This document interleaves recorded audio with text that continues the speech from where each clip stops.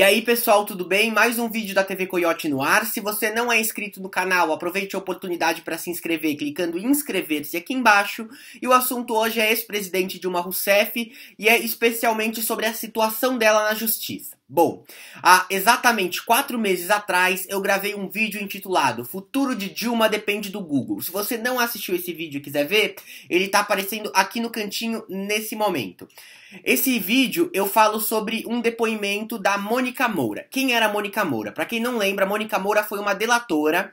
Ela é esposa do João Santana. O João Santana foi o marqueteiro responsável pela campanha da Dilma Rousseff à presidência, tanto em 2010, tanto em 2014. A Mônica Moura, além de esposa do João Santana, trabalhava junto com eles. E os dois, além de terem feito a campanha presidencial da Dilma Rousseff, faziam uma assessoria meio que gratuita a ela com relação a como ia funcionar a publicidade do próprio governo federal.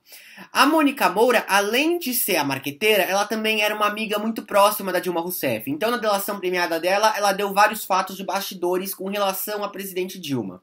Entre eles, ela disse num depoimento que supostamente teria, junto com a presidente Dilma, uma conta no Gmail.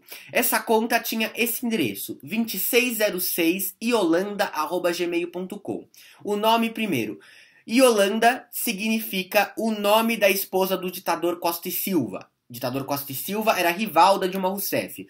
A Dilma, segundo a Mônica Moura, estava com ela criando e-mail e deu essa ideia desse nome por acaso. Não teria nenhum motivo especial para dar esse nome. Essa conta de e-mail seria usada para quê? Seria usada para Dilma passar informações importantes para Mônica Moura com relação à Operação Lava Jato.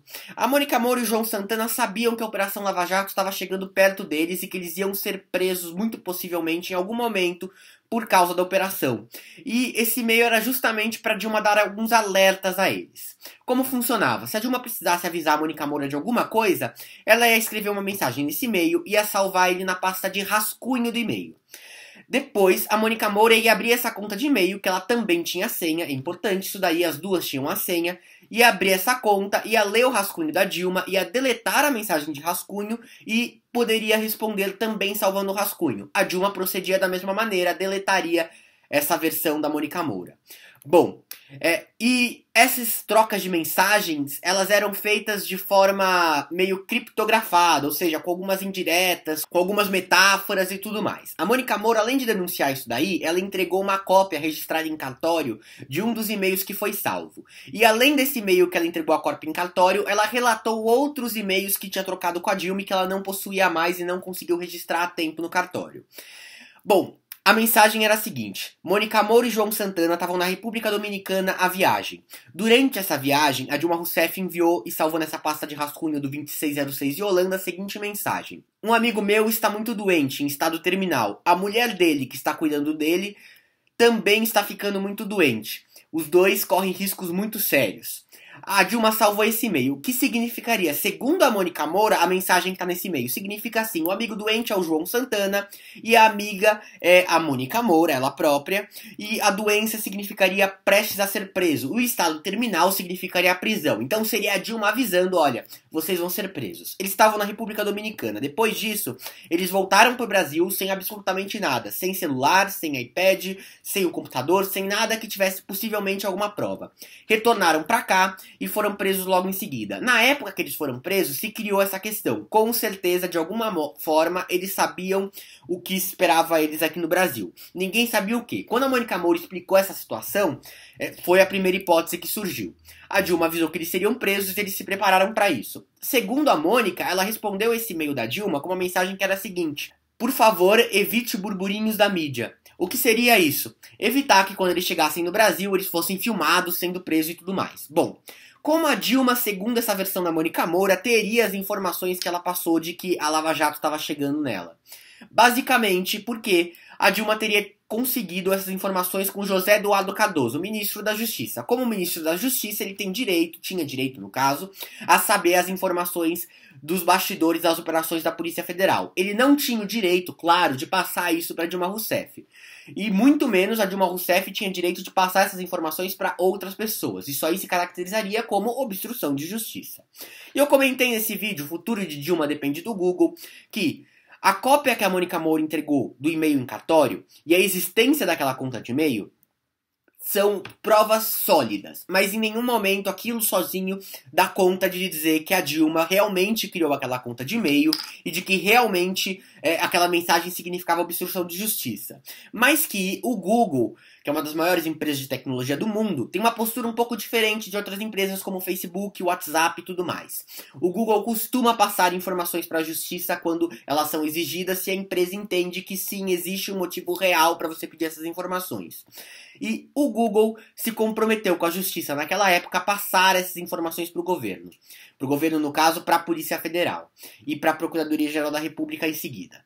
Bom, o tempo passou, a gente não teve mais informações sobre essa questão do Google e da Dilma, e essa semana a gente descobriu o que aconteceu com relação a isso. E é bem surpreendente o resultado da investigação. O Janot, ele atirou várias flechas logo antes de deixar a Procuradoria-Geral da República, a gente lembra disso. Uma das flechas que ele atirou foi contra Dilma, Lula e Mercadante. Foi uma acusação, uma denúncia, um pedido de abertura de denúncia sobre obstrução de justiça. E a gente não teve acesso aos detalhes dessa denúncia, apenas ao fato dela acontecer. E o jornal o Globo vazou essa denúncia essa semana, depois ela acabou sendo confirmada também por outros meios de mídia, então tem um aval grande de que a denúncia realmente foi essa, dizendo o seguinte, que com base nos dados passados, foi confirmada a existência de 3 contas de e-mail. 2 a gente sabe o nome. Uma 2606 yolanda@gmail.com e a outra se chama Yolanda2606. Só inverte a ordem, @gmail.com. E também conseguiram recuperar as mensagens de rascunho que foram salvas nessas contas. E mais do que isso, detectar em que computadores elas foram criadas e detectar também em que computadores as mensagens foram salvas.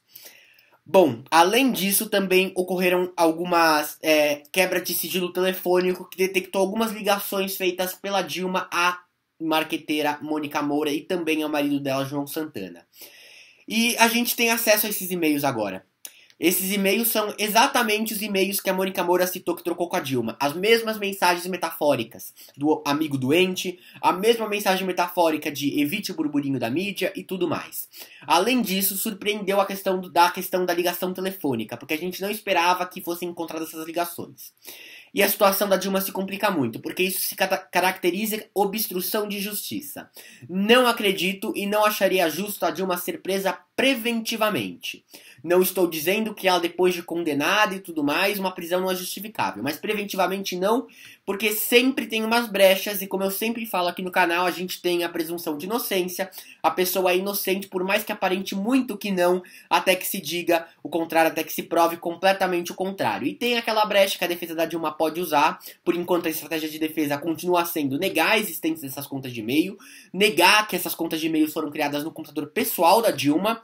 O Google disse que sim, foram usadas no computador pessoal, no laptop pessoal da Dilma Rousseff. Negar também que essas ligações foram feitas. Essas ligações foram detectadas de ramais da presidência da República, Mônica Moura, em datas coincidentes com as dos e-mails, que justamente, provavelmente, seria para Dilma dizer o que significaria a mensagem de e-mail de forma mais exata.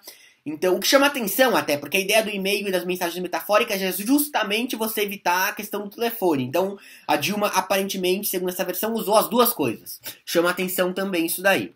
E aí a gente entra nessa questão. A estratégia de defesa da Dilma pode mudar e pode alegar exatamente que as mensagens não eram metafóricas e que realmente significavam alguma coisa, que é uma versão meio difícil de acreditar. Outra possibilidade é a defesa dizer que o Google mentiu e inventou esses dados. Uma outra possibilidade é dizer que a Polícia Federal inventou essa investigação, o que eu considero muito difícil de se defender. Então a situação da Dilma está muito complicada. De qualquer forma, por que eu não defendo uma prisão preventiva da Dilma, mesmo se confirmando tudo isso real? Porque a Dilma ela conseguiu obstruir a justiça porque ela ocupava o cargo de presidente da República. Logo, ela tinha acesso direto ao ministro da Justiça, que era o Eduardo Cardoso. Agora, a Dilma fora do cargo não tem mais essa capacidade sozinha de obstruir a justiça. Ela não tem, ao que tudo indica, como conseguir informações privilegiadas. De qualquer forma, a Dilma não tem mais o foro privilegiado. Então essas denúncias vão para a mão do juiz Sérgio Moro, muito provavelmente. Uma faquinha vai mandar para o Sérgio Moro. E indo para o Sérgio Moro, a tendência é de uma condenação rápida. E a tendência, com a carga de provas que se trouxe essa denúncia, é justamente que a condenação ocorra. Então é uma situação muito difícil da Dilma. Você defendendo a Dilma ou você não gostando dela, não dá para negar. A situação dela na justiça é complicada. E essa questão versão do Google complicou ainda mais. Então foi o que eu disse há 4 meses atrás, acabou se confirmando. O Google disse que sim, os e-mails eram reais, passou o endereço IP dos computadores, passou também o endereço IP em que cada e-mail foi escrito, e as mensagens, apesar de metafóricas, elas são muito coincidentes com fatos que aconteceram um dia antes da prisão. Aquela troca de e-mails realmente não dá pra dizer que é uma coincidência tão facilmente. Então, a Dilma tá numa situação complicada. Vamos acompanhar como é que essa investigação vai seguir. É bom lembrar que o Rodrigo Janot também, nesse mesmo pedido de abertura de inquérito, ele comentou sobre a obstrução de justiça do mercadante do Lula, em decorrência daquele áudio que foi divulgado do mercadante conversando com o ex-senador Delcídio do Amaral. O Delcídio gravou o mercadante e dava a entender, segundo a versão do Delcídio, segundo o áudio, que o mercadante queria comprar o silêncio dele. Não ficou tão claro assim. De qualquer forma, o juiz tem o mérito de fazer essa interpretação com base num conjunto de fatos, num conjunto factual. Então é isso, gente. Dê sua opinião aí embaixo. Um abraço e até o próximo vídeo.